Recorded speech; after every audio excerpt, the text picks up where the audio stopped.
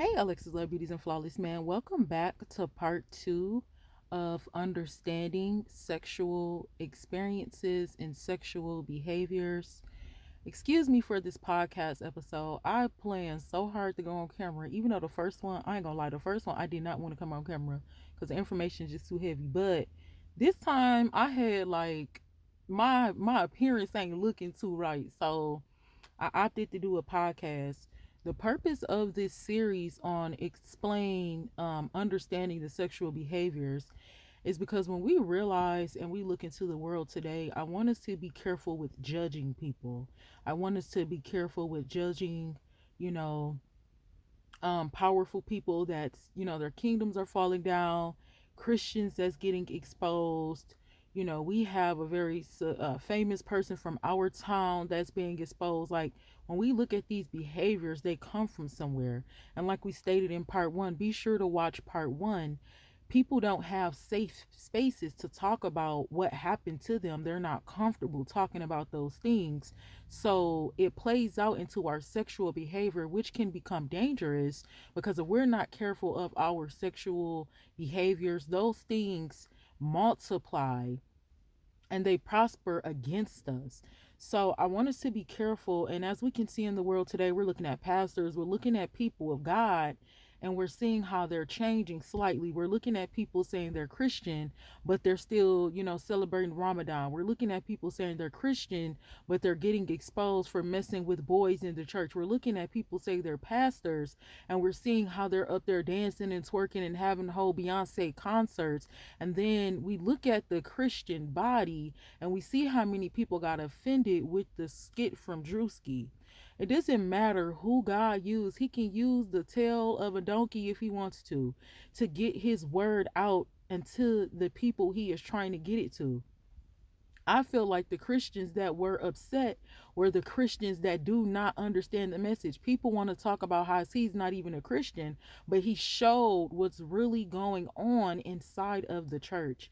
Alexis Love Beauties and Flawless Man, we have to mind our business and stay in our office according to the word of God in Romans chapter 12. We're all created from the same God, but we are in different offices. One reason that I believe we are and some people are getting exposed publicly is because they have not allowed God to humble them behind the scenes. People have not allowed God to expose them behind the scenes. They always say if you give a foolish man money, he's going to have the power to take his own life. And that's because people do not have leadership or correct mentorship.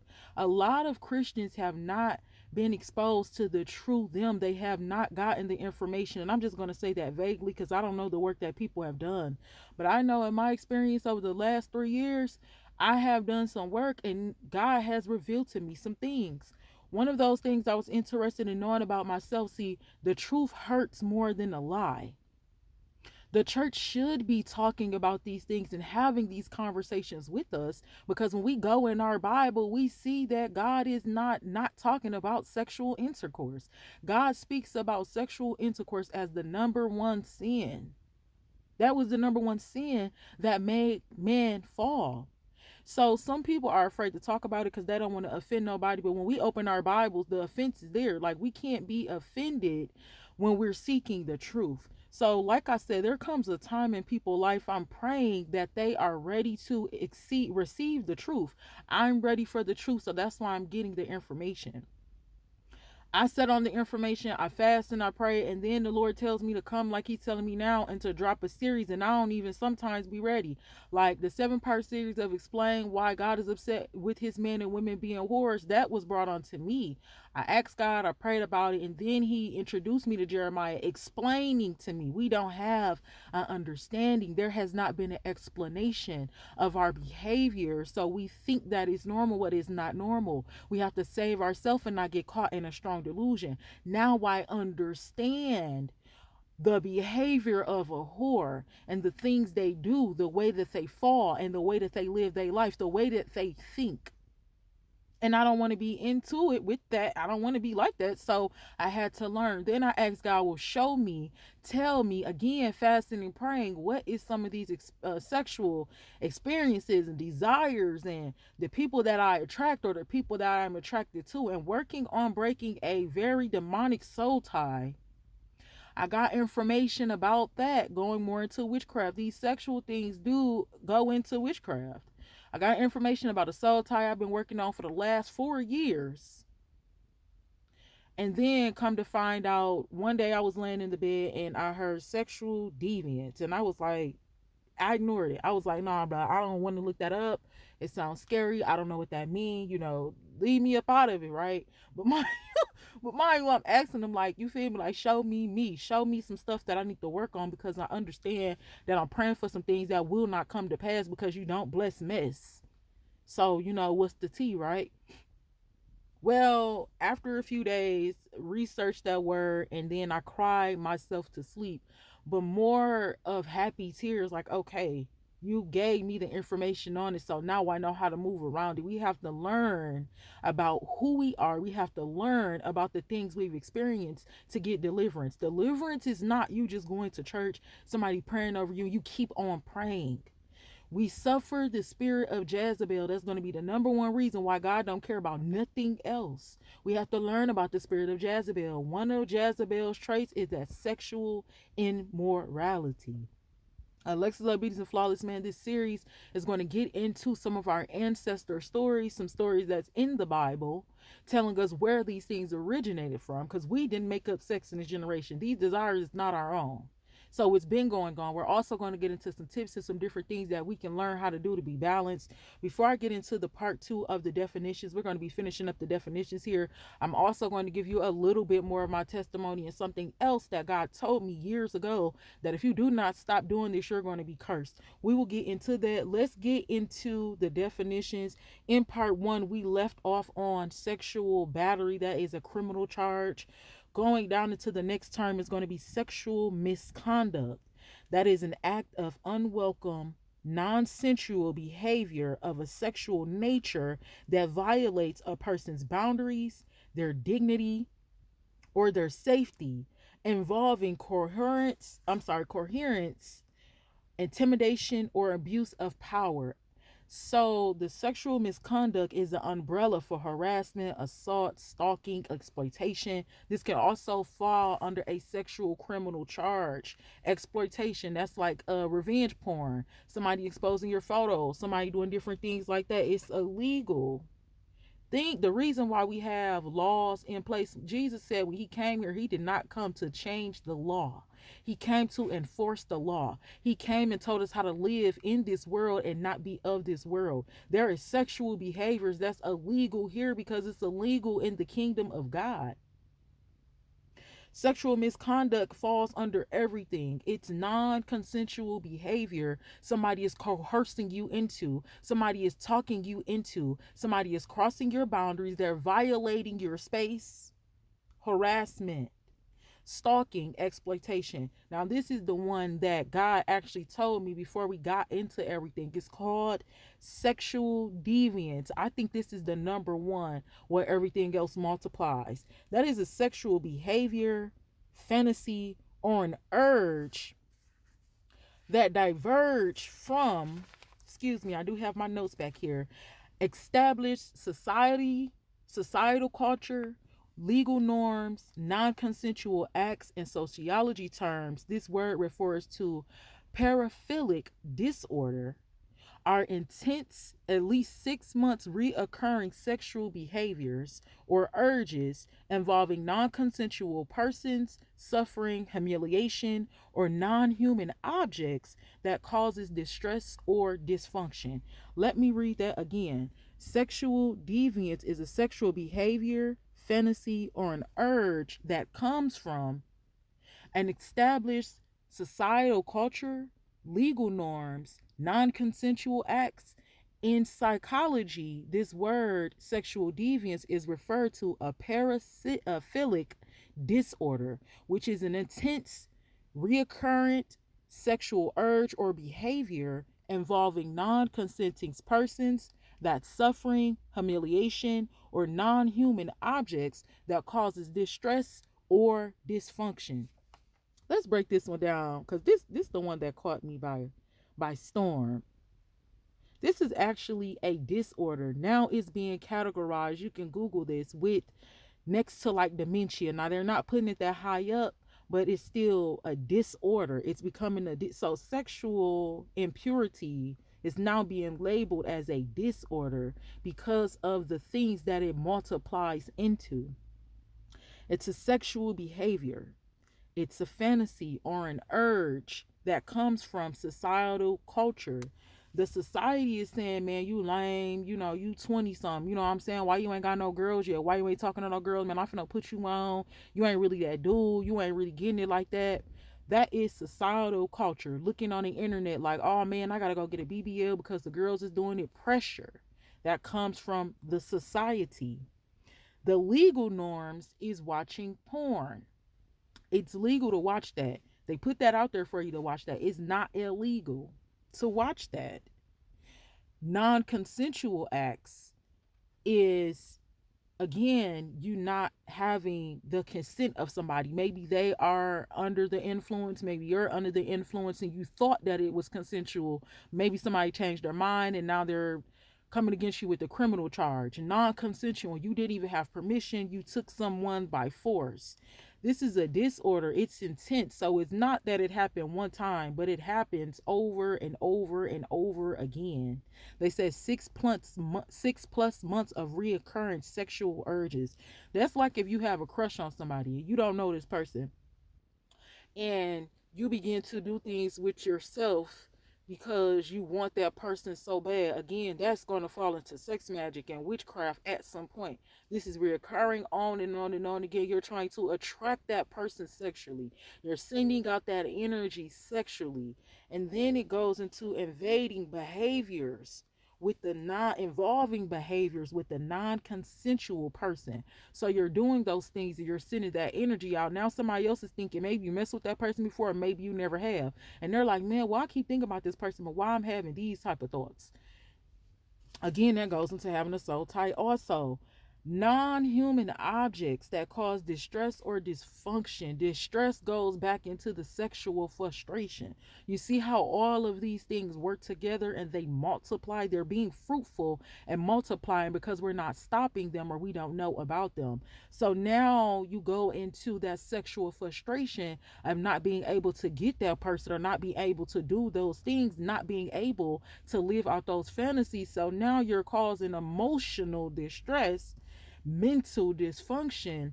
Now you probably opt to non-human objects. This all goes under a paraphilic disorder. Now you're buying toys or food for that matter.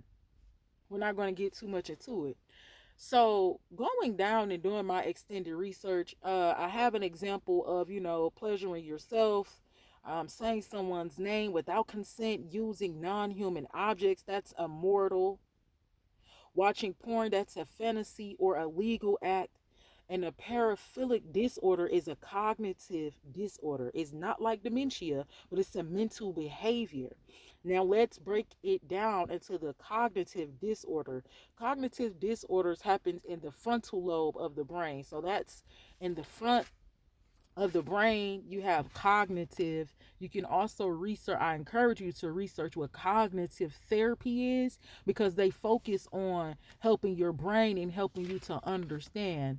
Now let me go over here into my notes and we're going to do a little research and understanding ourselves of cognitive disorder. Okay, your frontal lobe is directly behind your forehead in front of the brain.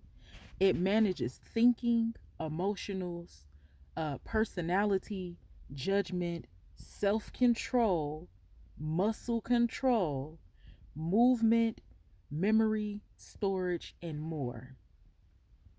Let's go over that again. The sexual deviance is now labeled as a paraphilic disorder. That's a cognitive disorder that affects your frontal lobe, which is directly behind the forehead and front of the brain, that manages your thinking, your emotions, your personality, your judgment, your self control, muscle control, movement, memory, your storage, and more. Your frontal lobe is responsible for all of the decisions you make, the things you think, your emotions, your personality, the way that you judge things. This is why it makes sense on why that sexual behaviors that's uncontrolled is so dangerous, because it starts in our mind. Breaking down what that is: emotions. You're emotional towards somebody, or you feel a certain type of way, like you feel like you have to have sexual intercourse to be able to do things. Sexual intercourse may be your personality, like somebody on OnlyFans. That could be their personality. Your sexual behaviors might lead you to judge the wrong way. So somebody told you, like, man, I ain't even on that type of time, and you still decided to grab them. Your self control, lack of self control, goes into the sexual behaviors because you do not have control. You're touching people, you're harming people, you're doing whatever you have to do, being sexually frustrated to get pleasure. Muscle control, that goes into the physicality of it all, the way you think about things, the way you move, the way your body reacts. When we are, and I'm not trying to get too much into it disrespectfully, when we are doing those things, our mind works at the same time. The mind works with the body. That controls the muscle control with your body areas. Like I said, I ain't trying to really, y'all know I'm trying to say like words and stuff. The muscle control comes from your brain. So also that muscle control helps you when you're in the act. So as we can see that the sexual deviance is such powerful because it starts in our brain, and we see how much it controls our daily life, our thinking or lack thereof. Now I have, it says explain why it's considered a behavioral disorder. I said sexual deviance multiplies into everything listed, including homosexuality, pedophile behavior, and more. When you look more into that word, I encourage you to look up all of these terms. When you pause the video, replay the video, write these words down. Just go to Google like I did, and you can just type in what does sexual, and they'll give you all of them. Look through them for yourself outside of this work. That way you can have an understanding. That way you can, so when you see something with your own two eyes, it hit different. When you read something in your own heart, it hits different.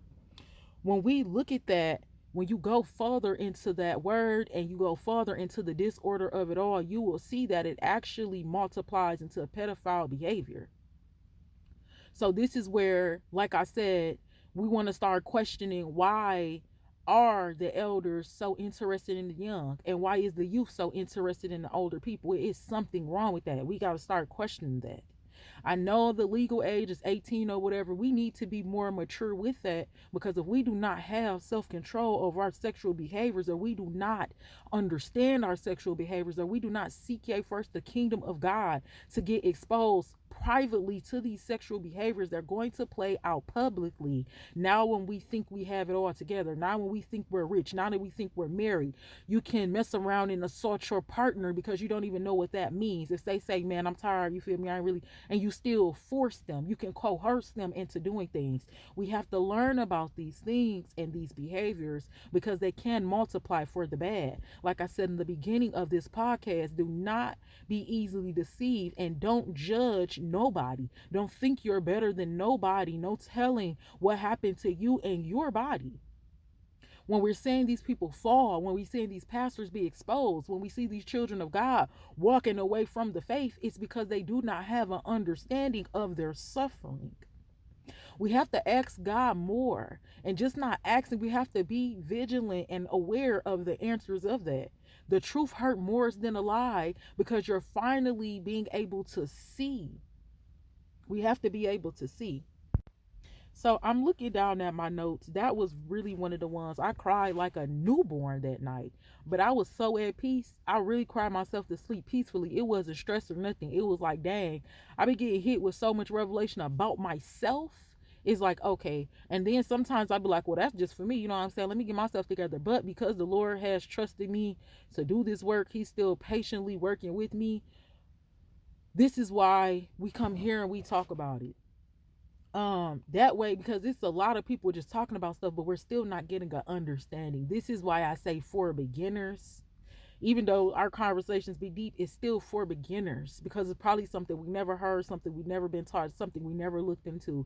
We have to do our extended research. That's another word God gave me. We was on a live one day and it just came about doing your extended research. It means to question, how can we tell the church? How can we tell our children? How can we tell people you're not supposed to ask questions? What God says, seek ye first. That's asking the question. That's looking for something. That's finding something. So if somebody's telling you not to ask no questions, it's probably because they're hiding something. Usually when stuff is in secrecy, it's a problem with that because there's usually bad things going on around that. The Lord will give you things in secrecy, but let him do that. If somebody is telling you, man, you shouldn't even be asking questions about your past or your childhood, that's a red flag, because why not? Man, that happened so long ago, you shouldn't even be worried about that, but it's still bothering your soul. Don't let nobody tell you that, man, that happened so long ago, you shouldn't even still be bothered by that. That's a red flag. You're bothered by that because it's eating at your soul, and it's probably playing out in your life in a perspective that you can see that you don't want to be involved in for the bad. Let's get into our last definition. It's called sexual gratification. It's the fulfillment of a sexual desire, pleasure, or lust, physical or sensational emotion, or a cognitive experience. Sexual gratification is you finally got to be with that person you wanted to be with, or you finally just got the pleasure that you were seeking. You finally got to propose that fantasy. You're satisfied. Sexual gratification, you maybe didn't have to wait, it instantly happened. We see that word, a cognitive experience. You can have a sexual cognitive experience. We call those, hear me, and like I said, respectfully, we're learning here. I have to say it so we can get an understanding, but a cognitive experience will be like a mental orgasm. It's you using your mind, you using your power just in your mind. Or sexual gratification can be done sensually. Maybe you're using your body parts or non human objects. Sexual gratification can be fulfilled through sexual desires or lust, physical or spiritually. So the spiritual side of it would that be that cognitive experience. The physical side of it will be another person or a non-human object. We're gonna stop here. I have an example. Yep, we just explained that. So Alexis Love Beauties and Flawless Man, those are going to be the definitions. Be sure to watch the video of part one and listen to this podcast in part two. I encourage you, when you are ready, like I said, I don't force nobody to do nothing.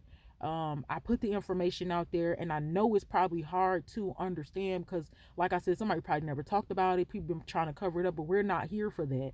I'm here for truth. I'm here for raw and uncut information because this is how I'm living behind the scenes.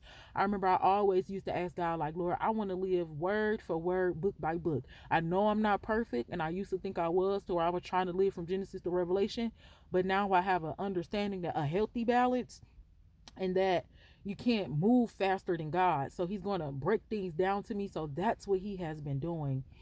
Getting back into a little bit of the testimony, like I said in part one, this is not no, promotion. I'm really suffering with these things and really disgusted and disturbed. It's a real embarrassment when you realize what you've been doing, you realize what you've been allowing, whether you know it or not. And when you realize, when God tell you what's been going on, you realize how powerful God is and how he's watching and how his angels are watching, not to scare us or nothing, because we need to know and get this information. But it's very embarrassing now. Like, dang, you've been watching me the whole time. Respectfully, not trying to be rude to him or nothing, but you mean to tell me you've been watching me being this type of person? So that's what hurted my feelings at first. And then now when I cry different, because it's like, you love me. God said anybody, and I believe he said this in Proverbs. I encourage you to do your extended research. I believe it came from Proverbs when he said that a man, I'm kind of seeing like Proverbs 3 and maybe like 5 or something like that. But I encourage you to read in Proverbs because that's where all the wisdom is for real. Um, he says something like, if somebody love you, they're going to righteously correct you. When God stop, come on, Jesus. Proverbs chapter 1. Wisdom will laugh at you. The word of God will laugh at you. If you do not, he said, yea, simple minded. My bad, y'all, because I'm seeing the scriptures and stuff now. He said you are simple minded because you love simplicity. Come on, Jesus. You would rather live this lifestyle. You would rather keep on living in the sin. You would rather not ask no questions. You would rather keep living in this delusion. You would rather keep laying up with that man. You would rather keep laying up with that woman. You would rather stay in that abusive relationship. You would rather keep going to the church that don't even like you, that's not even supporting you. You would rather keep just working a job until you're 100 years old and never fulfilling your purpose. You would rather live in the world and be of the world. That's being simple minded. You would rather live this life in a strong delusion versus getting the understanding. David said, this is the truth. You have to know the truth and the dark truth. Christians is the number one people that don't believe in darkness, and that's mind-boggling because we don't talk about it. We always talk about the light and the light, but we're the ones that's supposed to be reading our Bible and getting understanding the most because we believe in the Almighty God, supposed to be. And it's crazy that we don't talk about darkness. David told us in Proverbs chapter 1, you have to know that there is light and dark. So you have to know that if you keep on doing bad things, that you're going to become bad. You are the company you keep. And the Lord said, if you keep on being simple minded, which means that you'll just rather take the easy way out, then that's a problem. You're going to suffer the spirit of Jezebel and then be wondering, didn't I cast out demons in your name? Didn't I get back to the church? Like, how am I not where I'm supposed to be at? Because you suffer the spirit of Jezebel. We have to learn about Jezebel. The spirit of Jezebel multiplies in more ways than we can imagine. We're also going to be talking about more again in Galatians chapter 5. We've done some work on that. We're going to be bringing that back up again in this series because that is another easy place where we can actually see the words behind the behaviors. And when you start researching those words, which I encourage you to do, you'll see how those words, adultery, plays into all of the sexual. You'll see how killing plays all into those things. And as we can see in our generation, how people are taking lives that do not belong to them because of these sexual behaviors. So getting a little bit into my testimony, and we're going to end part 2 here. I was talking to a young lady, but again, this was decades ago, and I asked God, still, God doesn't forget our prayers.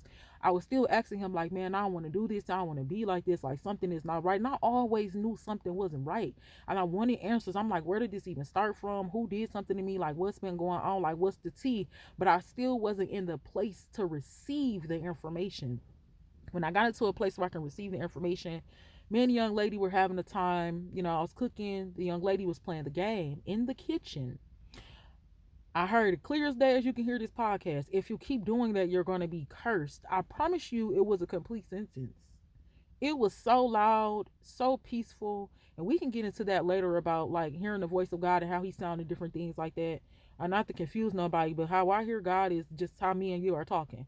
He can say a word, he can show me something, he can give me a sign or a wonder. For the most part, I hear him clearly. He told me in a complete sentence, if you keep doing this, you're going to be cursed. I made that chicken Alfredo. I'll never forget. Made the plate of chicken Alfredo. I took it in there and I just stood in the door and I was scared for my heart dropped. And I said, did you hear that? And I think we probably were high. None of that didn't even matter. I know what I heard. And I thought she said it. And she was like, what you mean? Actually, I think we was sober that day. And she was like, what you mean? Did I hear what? I was like, did you hear God say? I told her, I said, did you hear God say that if I keep on doing this, I'm going to be cursed? And she was like, nah, man, you tripping, like the food done, it's my favorite meal or whatever.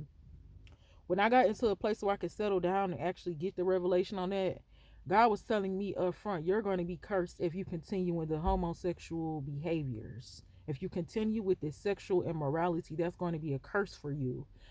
He didn't get too much into it, and to this day, I still don't know too much about it. I don't condemn other people. I'm not about to start getting out here telling people you're going to be cursed, you're going to go to hell, you're going to do this, you're going to do that because of information that I personally received. But when people are ready, they will have their awakening to those things. Like I said, I get information because I have been praying about it for years. Some of the revelation only comes when I cut out people, when I cut out things, when I'm in an environment where I can hear. And some of these things can come forth by nothing but fasting and praying. So yeah, I'm a regular Christian. I'm not the one that's about to get out here and be exposed and, people mega churches, and I'm not doing that. I'm not about to get out here and be condemning people. Now that I have that wisdom, I have to have a healthy balance. You have to know how to live in this world and not be of this world.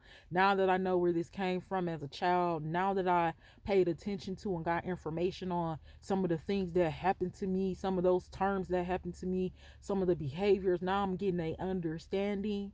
That does not mean that I do not still should not love my brother or my sister.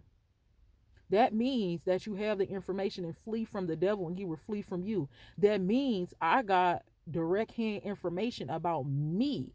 If I continue to live that lifestyle, then I would be cursed. And curses comes whatever that comes with it. Now getting that information, that's a personal decision on what I want to do with that. Do you want to keep living that life? Or do you want to change over your life? And I'm going to change over my life, which I have been working on. So, in conclusion, like I said, now with the balance, if I see, like I said, I don't go out there telling people that. But if I see somebody or certain people want to be friends with me, to respect myself, to respect my boundaries, to respect me being free and getting free from that sin and not putting myself in tempting situations on purpose. Every man will be tempted, but there will be a way out of that. It's the difference if I'm just out here like that. Like, oh yeah, no. I'll be tempted, but now having that information, now I can learn more, I can heal more, I can do better. I have an understanding that when it comes to that, when it comes to people wanting to be friends in that area, like I said, I can't judge people. Maybe I'm, working with somebody in business. I can pray against certain things and I can pray to not be in, and I could just, uh, in reality, not be in certain situations. So I got that word for myself. You will get your own deliverance, you will get your own understanding. Again, now it's just all about balance. Now it's all about being wise. Now it's about paying attention to the signs and the wonders. Now it's about praying against in advance, against certain things, against certain behaviors, against certain people, environments, places, and things. Now it's all about taking myself out of the world but still living here. Alexis Love, Beauties and Flawless Man, thank you so much for listening to part 2 of Understanding Sexual Behaviors. We'll be back with part 3. I love you and God bless you.